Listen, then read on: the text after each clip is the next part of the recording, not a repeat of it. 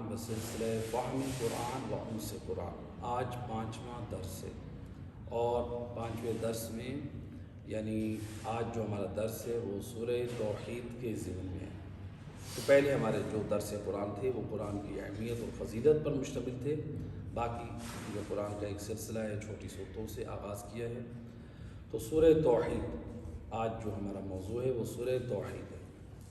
سورہ توحید یعنی جس کو ہم سورہ قل هو اللہ احد سے بھی تعبیر کرتے ہیں، جس کا نام یعنی سورہ توحید بھی ہے، سورہ قل هو اللہ احد بھی ہے۔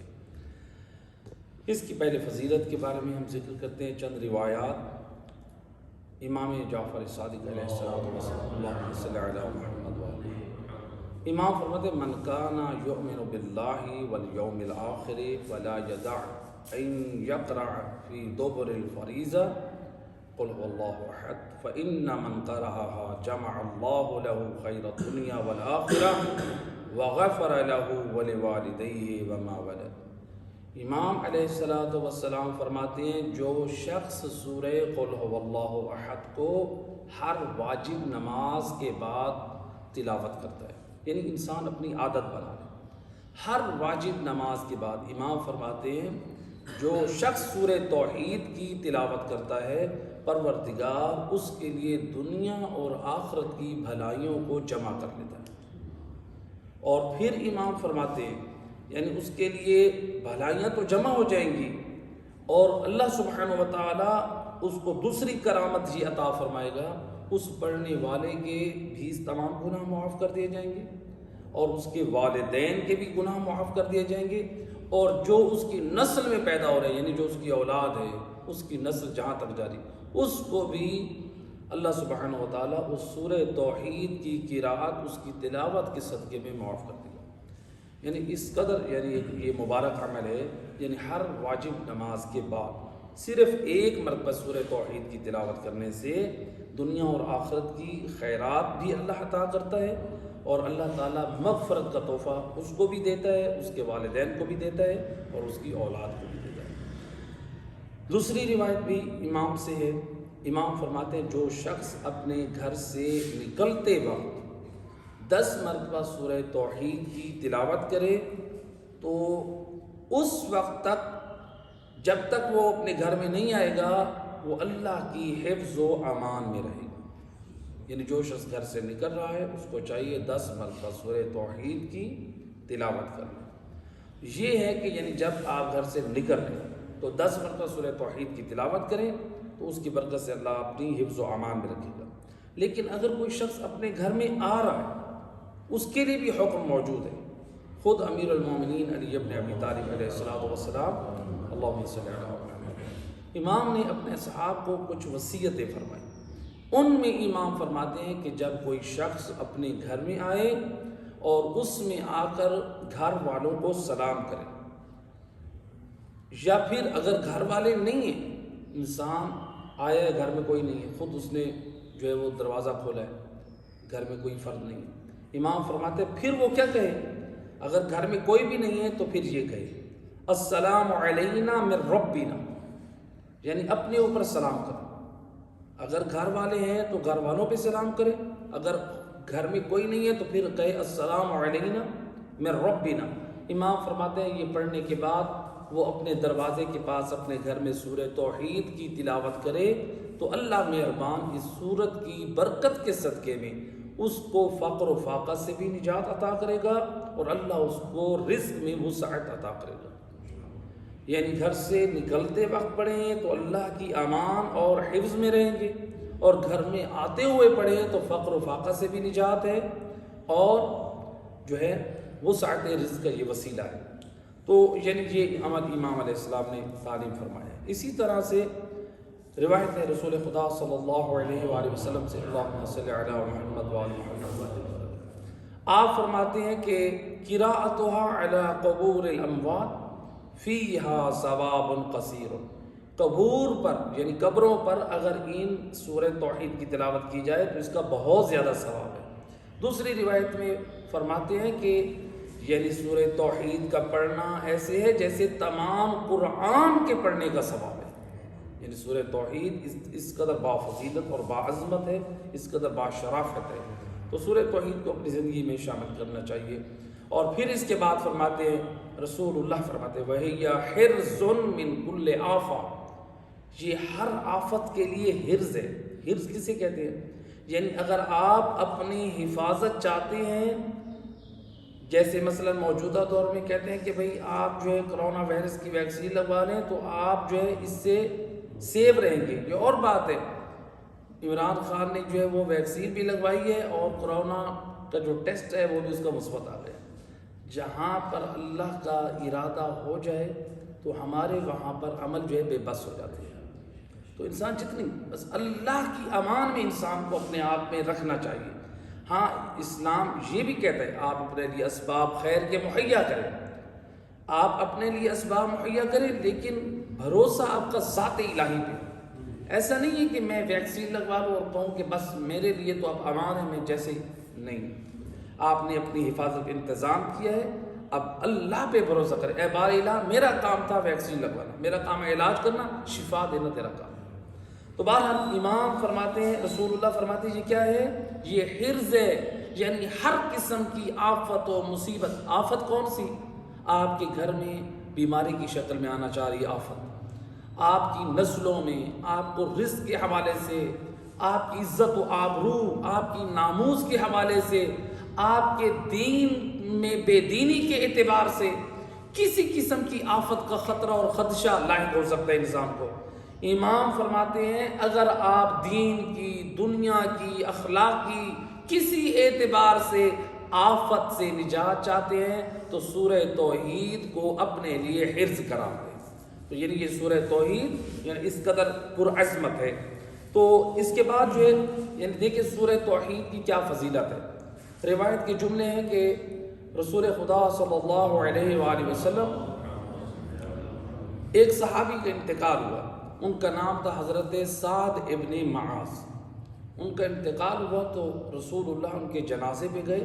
روایت کے جملے، جب رسول اللہ کو خبر ملی تو رسول اللہ بغیر جوتے کے، بغیر ردا کے دوڑے آپ اس کی خبر سن کے۔ یعنی اس قدر محبت، اس قدر رسول اللہ اس کا احترام اور تعظیم کرتے تھے کہ رسول اللہ نے اس کی قبر کو کھودوانے میں بھی خود مدد کروائی، آپ نے غسل و کفن میں بھی آپ نے خود رہنمائی فرمائی اس کو۔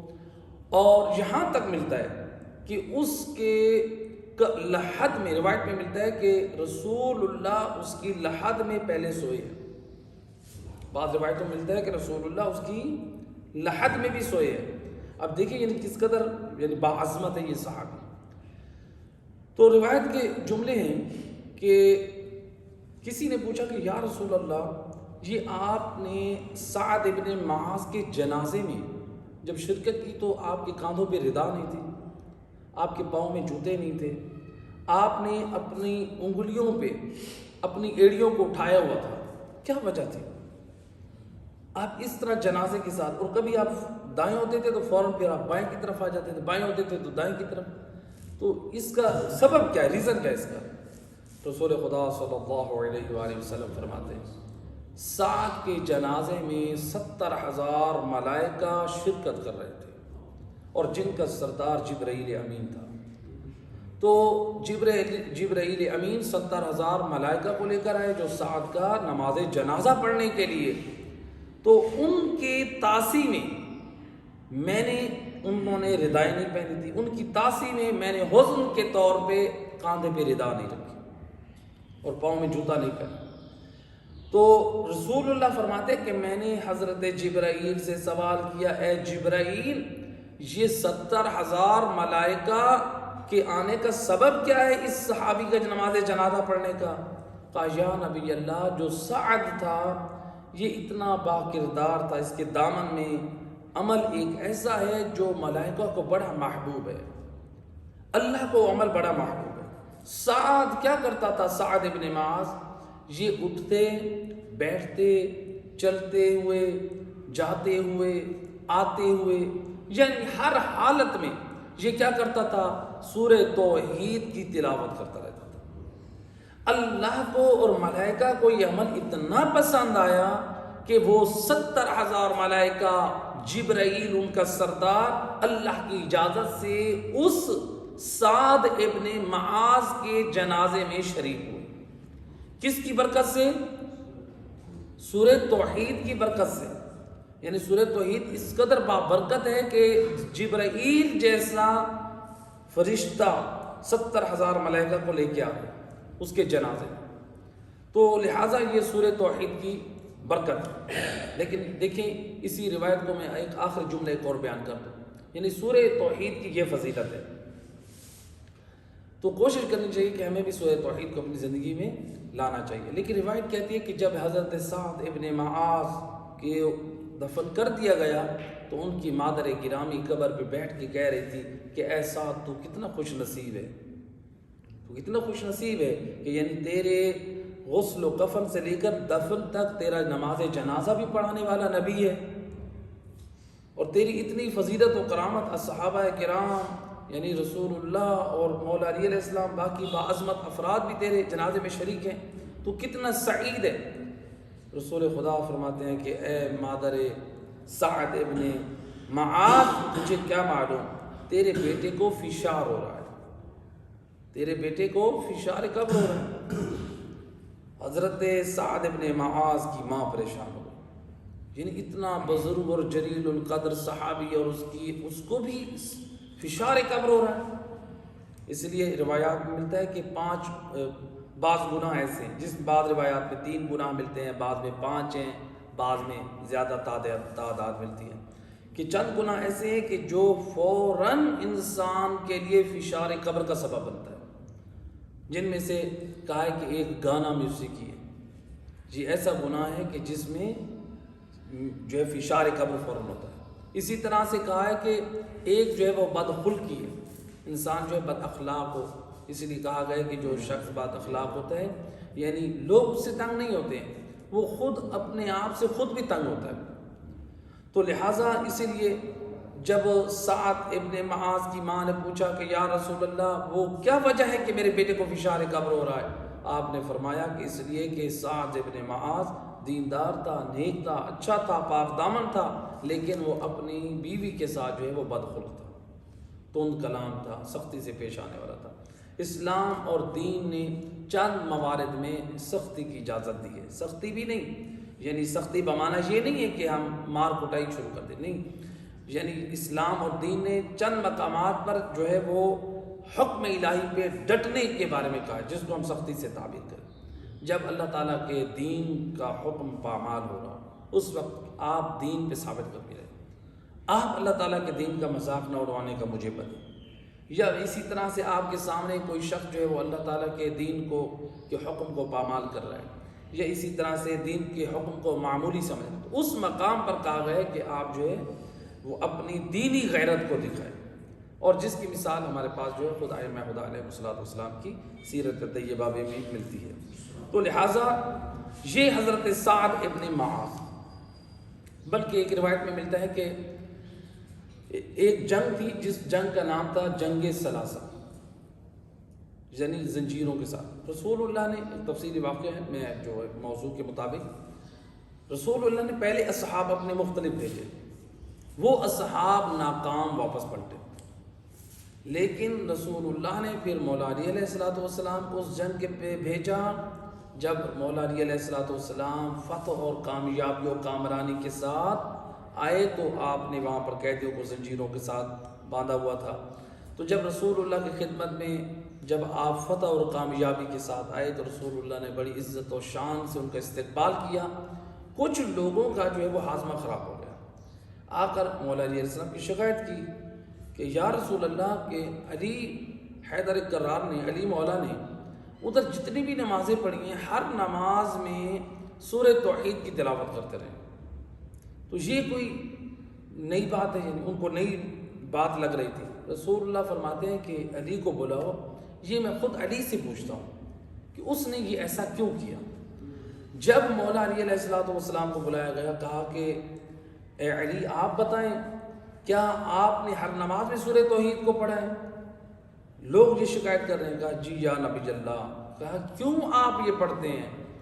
علی مولا فرماتے ہیں یا رسول اللہ مجھے سورہ توحید سے بڑا پیار ہے، جب علی مولا فرماتے ہیں کہ یا رسول اللہ مجھے سورہ توحید سے بڑا پیار ہے، تو اللہ کے رسول فرماتے ہیں یا علی تیرے اس عمل سے اللہ بھی تجھے بڑا پیار رکھتا ہے۔ اسی لیے ہم کہتے ہیں امام المواحدین، علی والوں کا عقیدہ توحید ایسا ہونا چاہیے جیسے مولا علی علیہ السلام دے رہے ہیں۔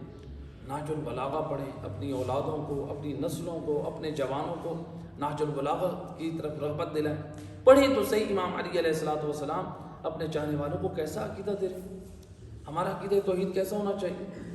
ہماری قوم میں ایک مزاج بن چکا ہے ولایت زیادہ سننے کا۔ بے شک آپ ولایت پڑھیں، فضائل اہل بیت کو بیان کریں، بے شک وہ بھی ثواب ہے، باعث اجر و ثواب ہے، بیان ہونا چاہیے۔ اور ولایت کے اوپر، عقیدہ ولایت کے اوپر جو موجودہ دور میں شبہات اور اعتراضات اٹھ رہے ہیں ان کے جوابات بھی ہونا چاہیے۔ تو کیا علی والوں کا عقیدہ توحید بیان نہیں ہونا چاہیے؟ کیسے معلوم ہو کہ ہمارا عقیدہ؟ دنیا والوں کو اس وقت اس دور میں ہمیں زیادہ ضرورت ہے اپنا عقیدہ توحید کو جتنا زیادہ بیان کریں، دنیا والوں کو بتائیں۔ آج دنیا والے تشیع کے اوپر کفر کے فتوے لگا رہے ہیں، گمراہی کے فتوے لگا رہے ہیں۔ اگر ہم اپنے عقیدہ توحید واضح کریں، کلیئر کریں، ان کو بتائیں کہ دیکھیں جو مختلف جگہوں سے جو گمراہی کی اور شرک و کفر کی جو آوازیں بلند ہو رہی ہیں مختلف نظریات کے ساتھ، ہمارا اس کے ساتھ کوئی تعلق نہیں ہے۔ آؤ ہم نہج البلاغہ سے امیر کائنات امیر المومنین علی ابن ابی طالب علیہ السلام کا عقیدہ توحید بیان کر رہے ہیں، یہ سنو۔ آؤ ہم امام علی کے چاہنے والے ہیں، ہمارا عقیدہ قرآن سے سنو۔ اگر ہمارے ممبروں سے اور ہماری طرف سے عقیدہ توحید کو بیان زیادہ کیا جائے تو ہو سکتا ہے کہ اسی عقیدے کو کی بیان کرنے کی برکت سے دنیا والے بھی مذہب تشیع کو قبول کرنے میں حیا محسوس نہ کریں۔ تو لہٰذا اچھا یہ جو ہے سورہ توحید کے حوالے سے ایک فقہی نقطہ بھی بیان کرتا چلو، مسئلہ بھی۔ سورہ توحید یہ ہے کہ اگر اس کو نماز پنجگانہ میں چھوڑ دیا جائے، یعنی کوئی شخص روزانہ کی نماز پنجگانہ میں پہلی اور دوسری رکعت میں سورہ توحید نہ پڑھے، آغاز سیستانیوں یا دیگر فقہا کے نزدیک یہ عمل مکروہ ہے، یعنی اس نے مکروہ کیا۔ مکروہ کا مطلب کیا ہے؟ عبادات میں یعنی اس کے ثواب میں کمی آ گئی۔ تو اگر ثواب میں ہم زیادتی چاہتے ہیں، برکت چاہتے ہیں، ثواب میں ہم کثرت چاہتے ہیں، تو پھر ہم سورہ توحید کی تلاوت کریں۔ اس لیے مستحب ہے کہ نماز کی پہلی رکعت میں سورہ انا انزلنہ کی تلاوت کریں اور دوسری رکعت میں سورہ توحید یعنی سورہ قل هو اللہ احد کی ہم یہ تلاوت کریں۔ تو سورہ توحید کا ترک کر دینا یہ کیا ہے؟ یہ مکروہ ہے، مکروہات میں سے۔ لیکن اگر کوئی شخص نماز کی پہلی دو رکعت میں، پہلی رکعت میں بھی سورہ توحید پڑھتا ہے، دوسری صورت میں بھی سورہ توحید پڑھتا ہے، پہلی اور دوسری میں سورہ توحید پڑھتا ہے قل هو اللہ احد، تو یہ کوئی حرج نہیں، یہ کر سکتا ہے۔ لیکن اگر اس نے پہلی اور دوسری رکعت میں ایک ہی سورت پڑھتا رہا ہے، مثلا سورہ انا اعطیناک الکوثر، سورہ کوثر پڑھتا رہا ہے، سورہ قدر پڑھتا رہا ہے دو رکعت میں، تو کہا کہ یہ عمل مکروہ ہے۔ یہ عمل کیا ہے؟ یعنی آپ دونوں رکعت میں ایک سورت پڑھیں گے تو مکروہ ہے، لیکن سورہ توحید کو اگر آپ دونوں رکعت میں پڑھتے ہیں تو یہ مکروہ نہیں ہے۔ یعنی سورہ توحید یعنی اس قدر ایک بزرگی اور عظمت اور جو ہے وہ کرامت رکھتی ہے، تو لہٰذا جو ہے سورہ توحید کے بارے میں اسی لیے روایت ہے رسول خدا صلی اللہ علیہ وآلہ وسلم اللہم صلی اللہ علیہ وسلم، آپ فرماتے ہیں جس شخص پر ایک دن اور رات گزر جائے، ایک دن اور رات کی یعنی نمازیں، اور اس نے ان نمازوں میں سورہ توحید کی تلاوت نہ کی ہو تو پروردگار کی طرف سے ملائکہ اس کو ندا دیتے ہیں لست من المصلین، اور نماز پڑھنے والا تو لاکھ نمازیں پڑھ، تو اللہ کی بارگاہ میں نماز پڑھنے والوں میں سے نہیں۔ سورہ توحید کے ترک کرنے سے اس کو کہا تو نماز پڑھنے والوں میں سے نہیں ہے، اس کو کہا گیا۔ تو لہٰذا سورہ توحید کی بڑی یعنی فضیلت اور عظمت اور شان ہے۔ اب ہم اس کی جو ہے وہ شان نزول کے بارے میں ایک مل کے صلوات پڑھیں محمد رسول اللہ۔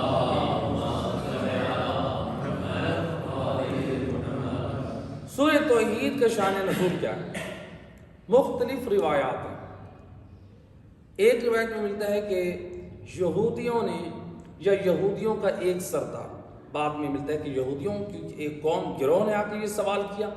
بعد ملتا ہے کہ یہودیوں کا ایک سردار تھا کہ اے محمد صلی اللہ علیہ وآلہ وسلم، یعنی رسول اللہ سے آگے کہتے ہیں کہ آپ یہ جو سورہ، آپ یہ بتائیں کہ آپ کا رب کیسا ہے.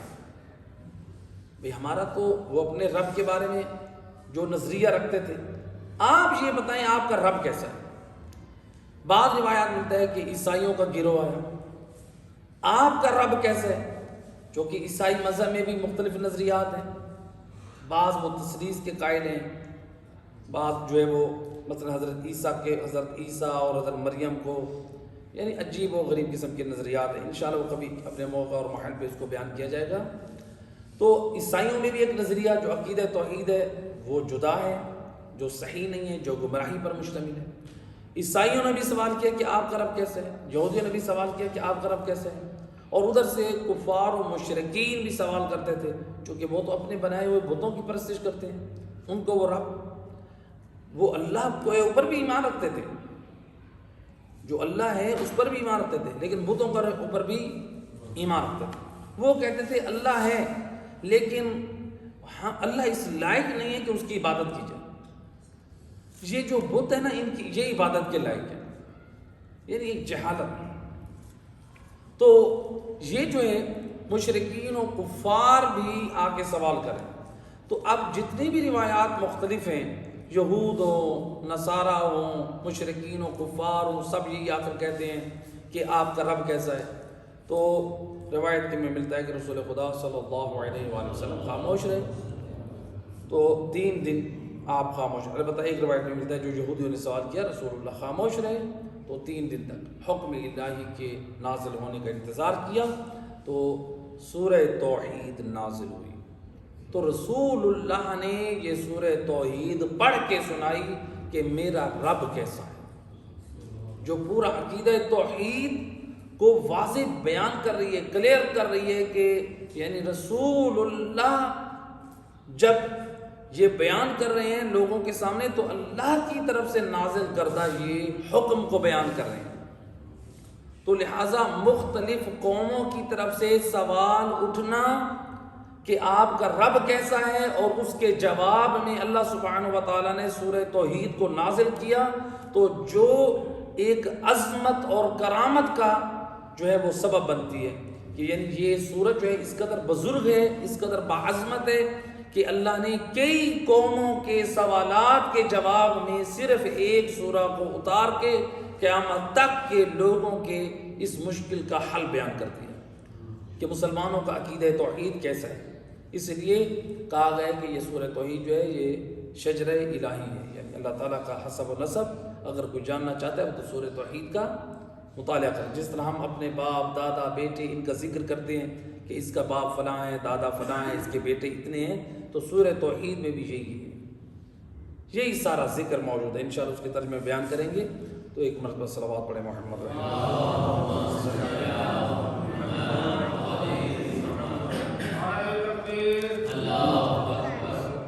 ایک صلوات پڑھیں، بس صلوات کیا تک رہے. اللہم صلی علی محمد. درس میں صرف صلوات کے تک رہا جائے تو تاکہ ایک درس کا ماحول رہے. اب سورہ قل هو اللہ احد. بسم اللہ الرحمن الرحیم. قل هو اللہ احد، اس کا ترجمہ کیا ہے؟ یعنی کہہ دیجئے کہ وہ اللہ یکتا ہے اور تنہا ہے. اللہ یکتا ہو تنہا ہے، یعنی اللہ یکتا ہو یگانہ ہے. تو اللہ قل هو اللہ احد، اے میرا حبیب تو کہہ دے وہ اللہ واحد و یگانہ ہے، وہ اللہ ایک ہے، یعنی وہ ایسا ایک ہے جس میں دوئیت نہیں ہے، جس میں دوسرا نہیں. تو اب یہاں پر جو ہے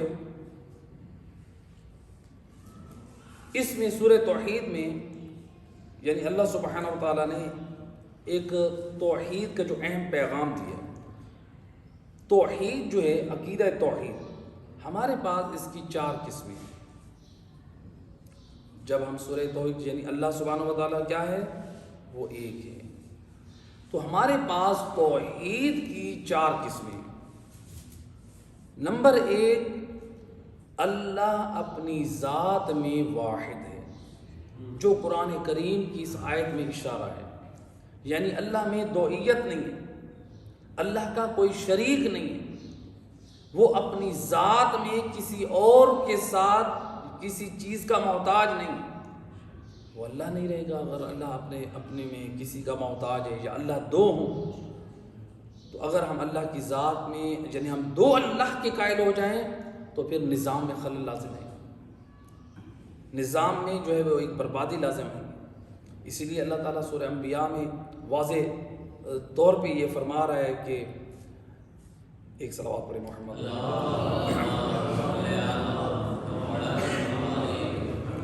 فرماتے ہیں لو کان فیہما آلہۃ الا اللہ لفسدتا۔ اللہ فرماتے ہیں کہ اگر زمین میں دو خدا ہوتے، دو رب ہوتے تو یہ کیا ہوتی؟ زمین تباہ ہو جاتی، یہ برباد ہو جاتی۔ ایک اللہ کہتا ہے کہ آج میں نے سورج طلوع کرنا ہے، دوسرا کہتا ہے نہیں میری مرضی چلے گی۔ جب یعنی نظام میں خلل، ایک کہتا ہے میری شاہی، دوسری کہتا ہے میری شاہی، تو اس طرح سے ایک نظام میں خلل لازم آتا اور فتنہ اور فساد، تو جس سے کیا ہوتا پوری دنیا ختم، تباہ و برباد ہو جاتی۔ تو اللہ سبحانہ و تعالیٰ خود یہ قرآن کریم کی یعنی یہ ارشاد فرماتا ہے، اور خود امیر المومنین علی ابن ابی طالب علیہ السلام فرماتے ہیں کہ کیا فرماتے ہیں نہج البلاغہ میں، امام علی علیہ السلام کو وصیت فرماتے ہیں، یعنی کاش علی والے قرآن نہج البلاغہ کو پڑھیں، جس کے بارے میں علماء اہل سنت کے بڑے عالم دین ابن حدید معتزلی شرح نہج البلاغہ میں اہل سنت کا عالم دین، اس نے 22 جلدوں پہ شرح نہج البلاغہ لکھی ہے، اور جس میں اس نے یہ اقرار کیا ہے اللہ کے کلام کے بعد اور مخلوق کے کلام کے اوپر اگر کوئی کلام ہے تو وہ نہج البلاغہ علی ابن ابی طالب کا کلام، یعنی ایک غیر یہ اقرار کر رہا ہے، یہ تسلیم کر رہا ہے۔ تو لہٰذا یہ نہج البلاغہ میں امام علی علیہ السلام عقیدہ توحید کو کیا بیان کرتے ہیں، امام حسن مجتبی علیہ السلام کو وصیت کر کے قیامت تک کے اہل ایمان کو بتا دیا کہ دیکھو اپنا عقیدہ توحید صحیح کر لو، اللہ ذات الہی وہ واحد و یکتا ہے، اس میں دوئیت نہیں ہے، اللہ کا کوئی شریک نہیں ہے۔ فرماتے ہیں وَاعْلَمْ يَا بُنَيَّ إِنَّهُ لَوْ كَانَ لِرَبِّكَ شَرِيكٌ لَأَتَتْكَ رُسُلُهُ، اے میرے فرزند جان لے اگر اللہ کا کوئی شریک ہوتا تو اس کے رسول بھی آتے، جس طرح اللہ نے اپنے رسولوں کو بھیجا ہے اپنے دین کی نمائندگی کے لیے، تو اس اللہ کے علاوہ کوئی اور اللہ ہوتا تو اس کے بھی رسول آتے، اس کا بھی وہ بھی اپنے دین کی طرف جو ہے وہ دعوت دیتا۔ اور اسی طرح سے آگے فرماتے ہیں تو اور پھر جو ہے تو دنیا میں اس کی مملکت اور سلطانیت کے آثار بھی دیکھتا۔ تو لہٰذا اللہ واحد یعنی اس کی ہی مملکت اور اس کی سلطانیت، اس کی بادشاہت کے ہم آثار دیکھ رہے ہیں۔ اگر دو ہوتے تو ظاہری بات ہے کہ وہ کیا ہو جاتا، نظام میں خلل لازم آتا۔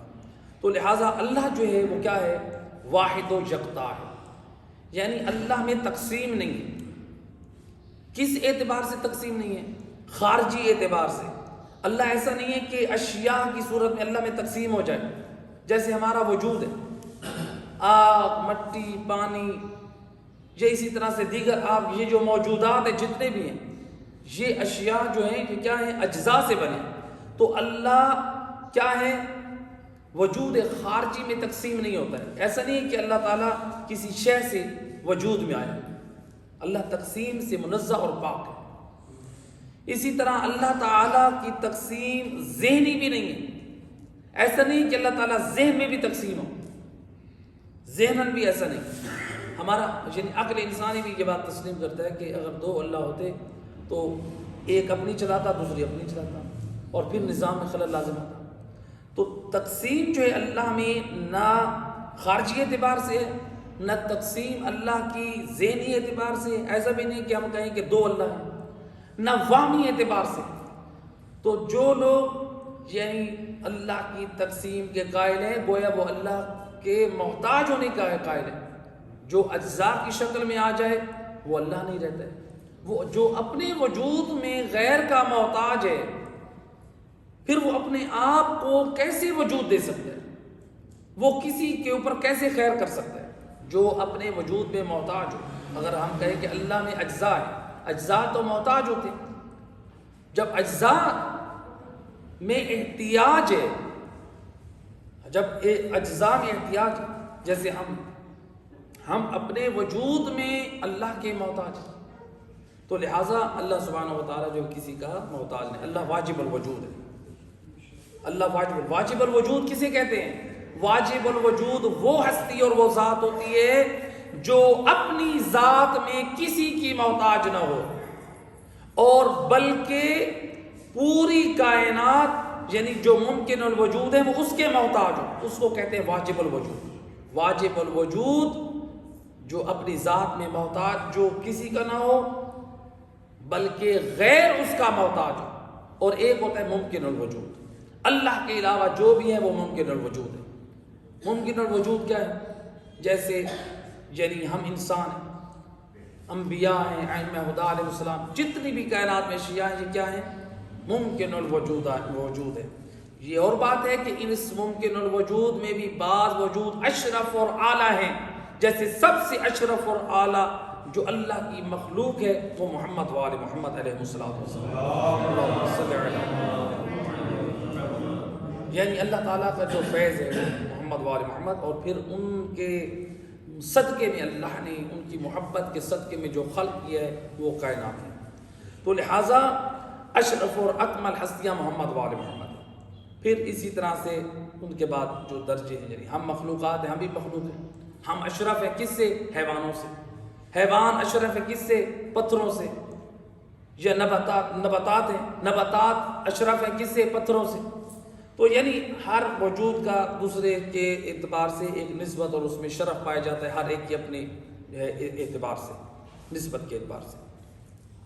تو اللہ تعالیٰ میں کسی قسم کی تقسیم نہیں ہے، وہ واحد اور یکتا ہے، یعنی اس کی ذات میں کوئی بھی شریک نہیں ہے، وہ ذات میں واحد و تنہا ہے۔ دوسری صفت ہے اللہ سبحانہ و تعالیٰ جو توحید کی ہم نے 4 قسمیں بیان کی، دوسری ہے توحید صفاتی۔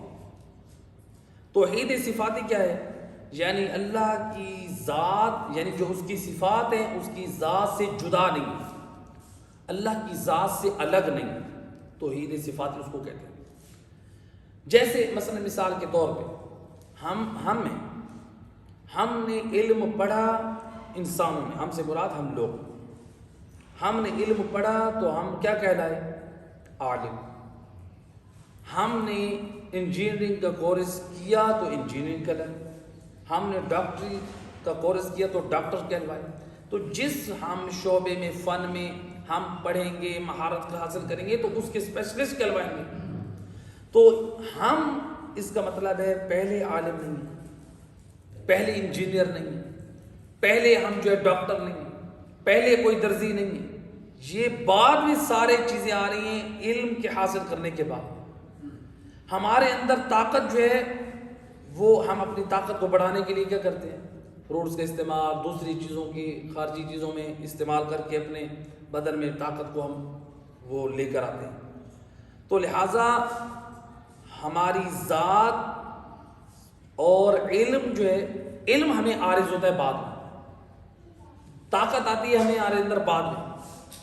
چھوٹا بچہ ایسا کر سکتا ہے کہ وہ جو ہے اپنی شجاعت کا کارنامہ دکھائے، جیسے بڑے ہو کر آپ شجاعت دکھا رہے ہیں، ہم بڑے ہو کر شجاعت دکھاتے ہیں۔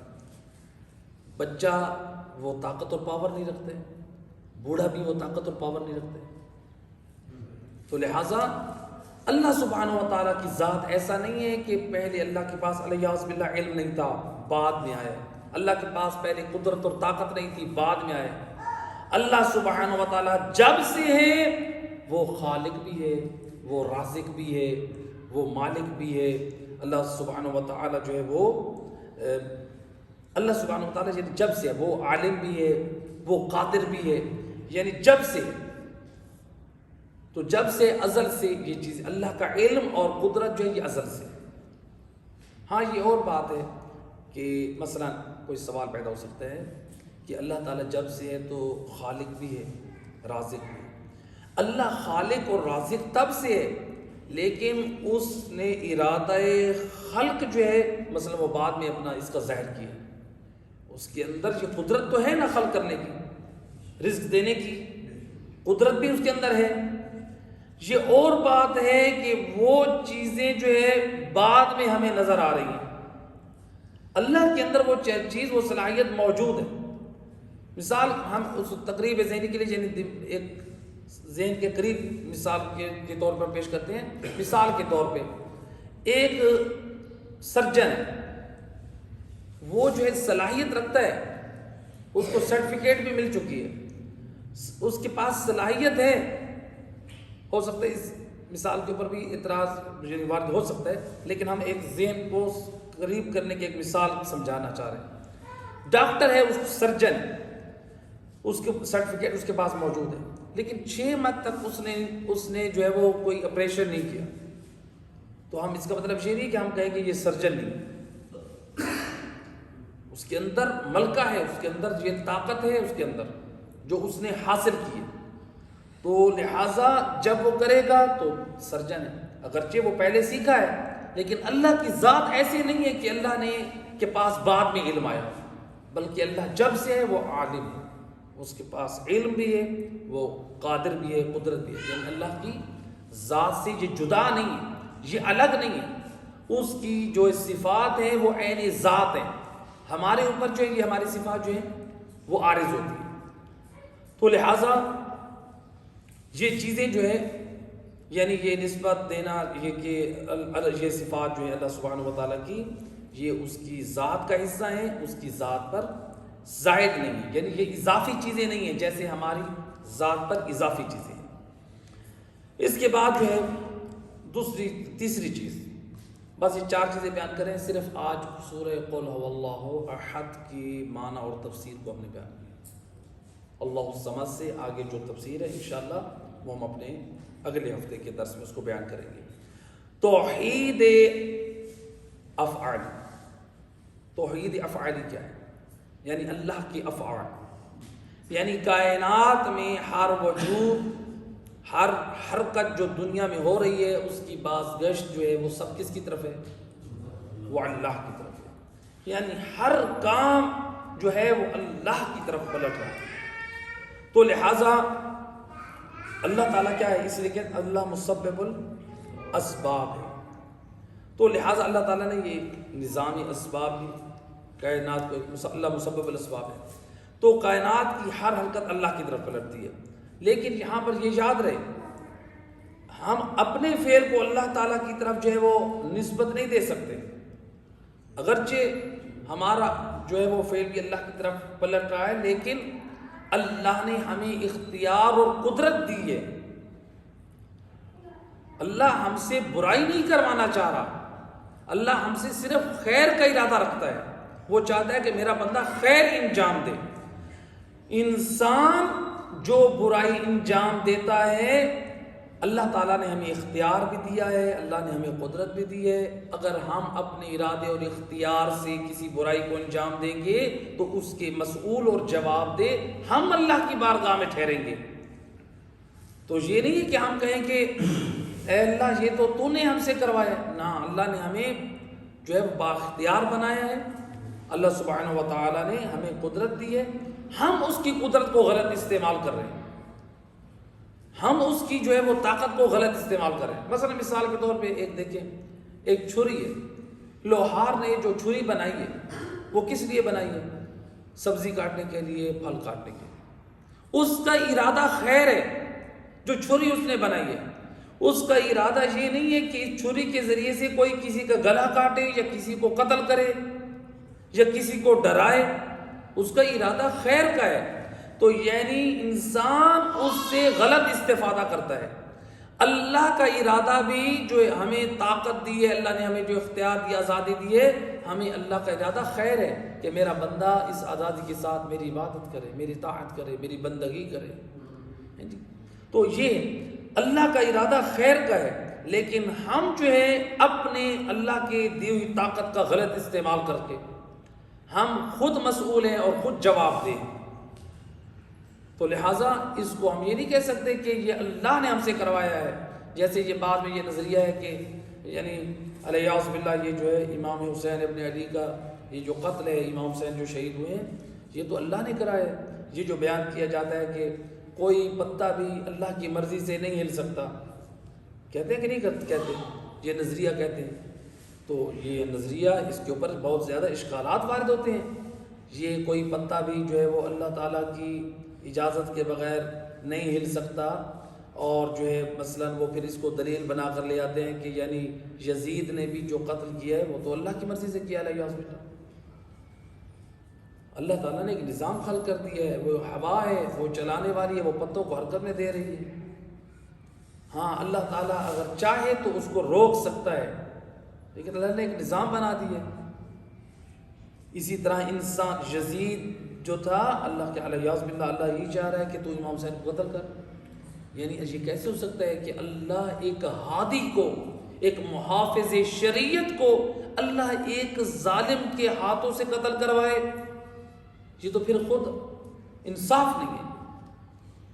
تو ایسا نہیں کہ اللہ سبحانہ و تعالیٰ جو ہے وہ یعنی جو بعض دنیا والوں کا یہ ایک نظریہ ہے کہ یزید نے جو ہے وہ قتل کیا تو یہ فعل اللہ کی طرف، نہ، اللہ نے یہ اختیار اور طاقت دی انسان کو۔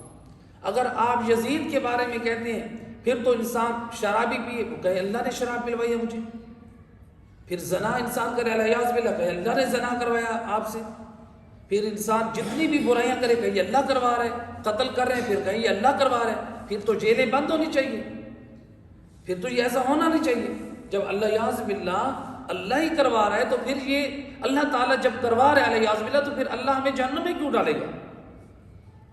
ایسے ہے کہ نہیں بھئی؟ جب علیہ باللہ اگر ہم اپنے افعال بد کو اللہ کی طرف نسبت دیتے ہیں، منسوب کریں کہ یہ اللہ ہم سے کروا رہا ہے، تو پھر یہ تو خود عدل نہیں ہے، یہ تو انصاف نہیں ہے۔ اللہ ہم سے کام کروائے برائی کے اور پھر ہمیں سزا بھی دے جہنم میں، تو لہٰذا عقیدہ توحید کو لوگوں نے سمجھا ہی نہیں۔ اس کے اوپر علماء کے علمی ابحاث ہیں، گفتگو ہیں، بہرحال میں نے اس لیے سادہ گفتگو تاکہ آپ کے ذہنوں میں کچھ بیٹھ جائے، تو اسی پہ اتفاق کرتے ہیں۔ صلی اللہ علیہ محمد وعلیہ طیبین الطاہرین، صلوات علی محمد وعلی